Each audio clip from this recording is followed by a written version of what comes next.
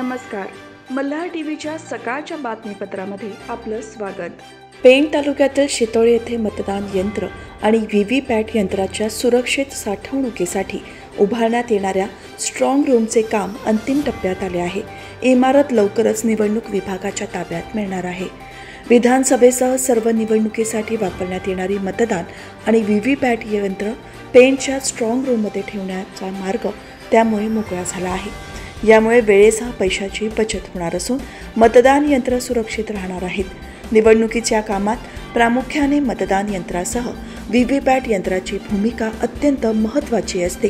त्यामुळे निवडणुका होण्याआधी आणि नंतर त्या सुरक्षित ठिकाणी ठेवणे गरजेचे आहे.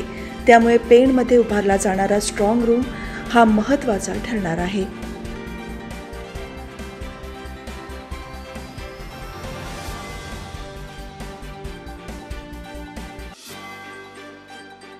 कोलकाता येथील कनिष्ठ महिला डॉक्टरवर झालेल्या अत्याचारामुळे देशभरातून संताप व्यक्त केला जात आहे. नवी मुंबईतील मेडिकवर हॉस्पिटलमधील डॉक्टरही या देशव्यापी संपात सामील झाले असून त्यांनी नियमित OPD आणि किरकोळ शस्त्रक्रिया स्थगित केल्या आहेत. मेडिकवर हॉस्पिटलच्या वतीने कॅन्डल मार्च काढण्यात आला असून यामध्ये डॉक्टर, वरिष्ठ व्यवस्थापन टीम तसेच कर्मचारी सहभागी झाले होते. मेडिकवर हॉस्पिटल्स हे आपले डॉक्टर्स आणि इतर वैद्यकीय कर्मचाऱ्यांच्या सुरक्षिततेसाठी कायम पुढाकार घेत असून यासाठी विशेष प्राधान्य देत आहेत.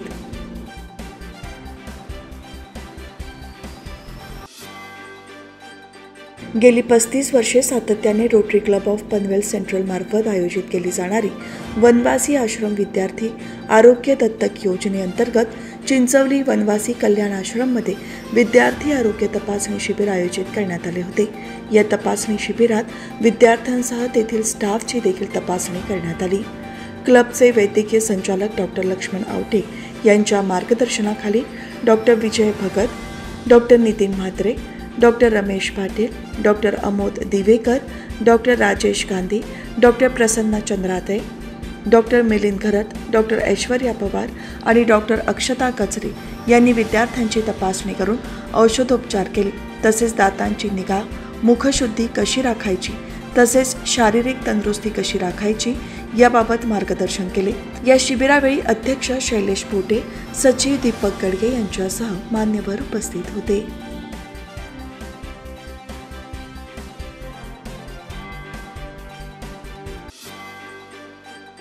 रायगड जिल्ह्यातील पोलीस पाटलांना मागील 3 महिन्यांपासून मानधन न मिळाल्यामुळे पोलीस पाटील नाराज आहेत. सणासुदीच्या तोंडावर त्यांची कुचंबना होत आहे.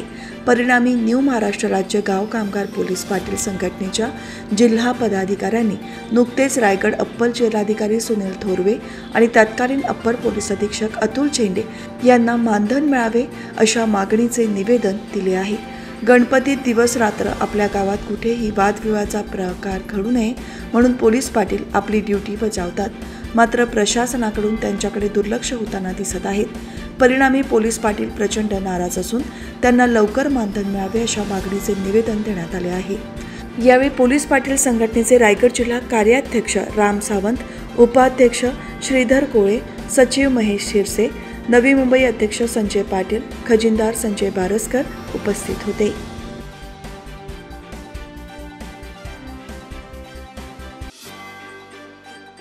कोकण किनारपट्टीवर रेवदंडा हे प्रमुख ऐतिहासिक बंदर आहे. या बंदरात नवीन रो पॅक्स जेटी बांधण्यात येत असून मध्य रायगड मुंबईला सागरी मार्गाने सोडला जाणार आहे. यामुळे मुंबईतून रेवदंड्याला पोहोचण्यासाठी रस्त्याच्या मार्गाने 109 किलोमीटरचे अंतर कापण्यासाठी लागणारा 3.5 तासांचा वेळ 50% कमी होणार आहे. त्याचबरोबर खड्डे, वाहतूक कोंडी यापासून मुक्तता मिळणार आहे.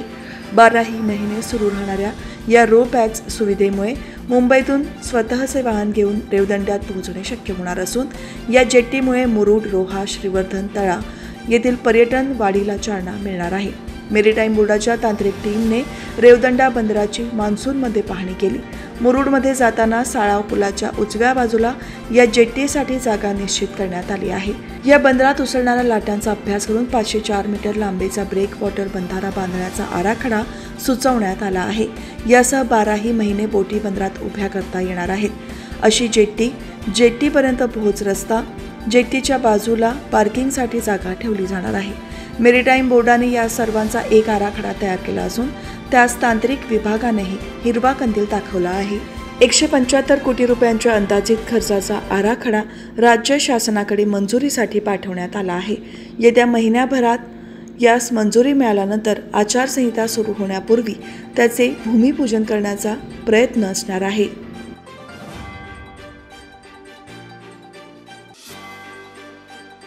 महाबळेश्वरमधील 3 जणांचा महाड तालुक्यातील सावित्री नदीत बुडून मृत्यू झाल्याची घटना रविवारी घडली. दिलावर शहाबुद्दीन नालबंद, मुनवर शहाबुद्दीन नालबंद आणि जाहिद जाकीर पटेल अशी मृतांची नावे आहेत. यात 2 सख्ख्या भावांचा समावेश आहे. मुंबई गोवा राष्ट्रीय महामार्गालगत असलेल्या सव गावात गरम पाण्याचे झरे आणि एक दर्गा आहे. महाबळेश्वरमधील 3 जणांनी या ठिकाणी पर्यटन केल्यानंतर शेजारी असलेल्या नदीच्या जेट्टीवर गेले. या ठिकाणी पाण्यात हातपाय धुत असताना एकाचा पाय घसरला आणि तो पाण्यात बुडू लागला. त्याला वाचवण्यासाठी त्याचा सख्खा भाऊ खाली उतरला, मात्र तो देखील बुडू लागल्याने सोबत असलेला मित्र पाण्यात गेला आणि एकमेकांना वाचवण्याच्या धावपळीत तिघांचाही बुडून मृत्यू झाला. या घटनेत मुनवर शहाबुद्दीन नालबंद यांची पत्नी आणि मुले वाचली आहेत. त्याची माहिती मिळताच महाड पोलीस घटनास्थळी दाखल झाले. रेस्क्यू पथकालाही पाचारण करण्यात आले. या पथकाला 3 मृतदेह नदीपात्रात सापडले आहेत.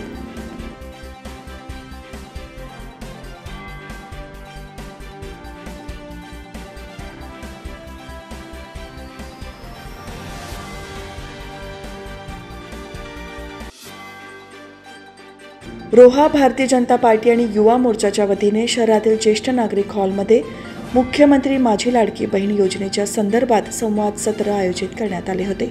या योजनेमध्ये कार्यकर्त्यांनाही ज्या महिलांचे फॉर्म ऑनलाईन नोंदणी करून घेतले होते त्या महिलांना यावेळी आमंत्रण देण्यात आले होते.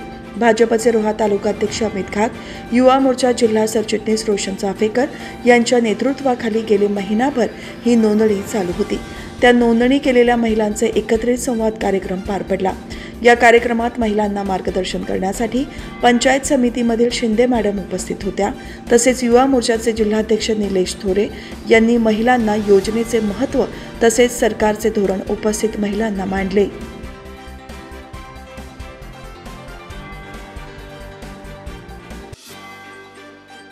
कोळी बांधवांच्या दृष्टीने महत्त्वपूर्ण असलेला नारळी पौर्णिमेचा सण आज साजरा होणार आहे. यासाठी कोळी बंधू भगिनी सज्ज झाले असून कोळीवाड्यामध्ये उत्साह पाहायला मिळत आहे. रायगड जिल्ह्याला 240 किलोमीटर लांबीचा विस्तृत समुद्रकिनारा लाभला आहे. हे कोळी बांधव या दर्याचे खरे राजे आहेत. त्यांच्यासाठी नारळी पौर्णिमेचा सण खूप महत्त्वाचा असून श्रावण महिन्याच्या पौर्णिमेला तो साजरा केला जातो. जून महिन्यापासून 31 जुलैपर्यंत समुद्रातील मासेमारी बंद असते. 1 ऑगस्टपासून नवा मासेमारी हंगाम सुरू असला तरी नारळी पौर्णिमेनंतर मासेमारीला खऱ्या अर्थाने सुरुवात होते. या निमित्ताने मच्छीमारांनी पताका आणि झेंडे लावून आपल्या बोटी सजवल्या आहेत. पौर्णिमेला समुद्र देवतेची पूजा केली जाते.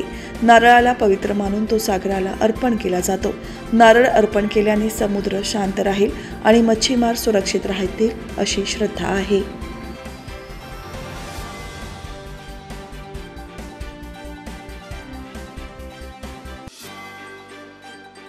राज्याचे उद्योग मंत्री उदय सामंत यांच्या उपस्थितीत उद्योग विभाग आणि संरक्षण क्षेत्रामध्ये काम करणाऱ्या निबे लिमिटेड या कंपनीमध्ये रविवारी सामंजस्य करार करण्यात आला.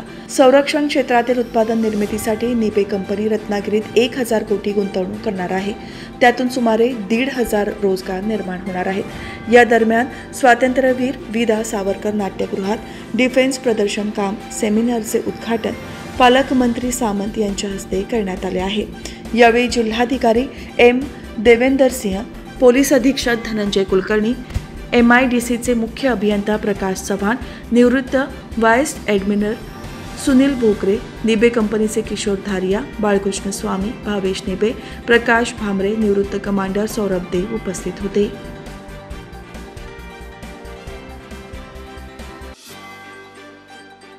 मुंबई भारतीय जनता पार्टीच्या वतीने आयोजित केलेल्या लाडक्या बहिणींचा देवाभाऊ कार्यक्रम मोठ्या उत्साहात झाला. या कार्यक्रमाचे दूरदृश्य प्रणालीद्वारे थेट प्रक्षेपण भाजप उत्तर रायगड जिल्हा महिला मोर्चाच्या वतीने पनवेल शहरातील विरूपक्ष मंगल कार्यालयात आमदार प्रशांत ठाकूर, भाजपचे उत्तर रायगड जिल्हाध्यक्ष अविनाश कोळी, महिला मोर्चाच्या जिल्हाध्यक्ष अश्विनी पाटील यांच्या प्रमुख उपस्थितीत करण्यात आले होते. या कार्यक्रमास महिलांचा उत्स्फूर्त प्रतिसाद लाभला. महिला सक्षमीकरणाच्या दृष्टिकोनातून राज्यातील महायुती सरकारच्या माध्यमातून मुख्यमंत्री माझी लाडकी बहीण योजना यशस्वीपणे राबवली जात आहे। त्या अनुषंगाने महिलांच्या भावना जाणून घेण्यासाठी राज्याचे उपमुख्यमंत्री देवेंद्र फडणवीस यांनी मुंबईतून विविध भागांमध्ये दूरदृश्य प्रणालीद्वारे थेट संवाद साधला। या कार्यक्रमात सोनाली महाडिक आणि ललिता कदम या दोन भगिनींनी उपमुख्यमंत्र्यांशी संवाद साधला।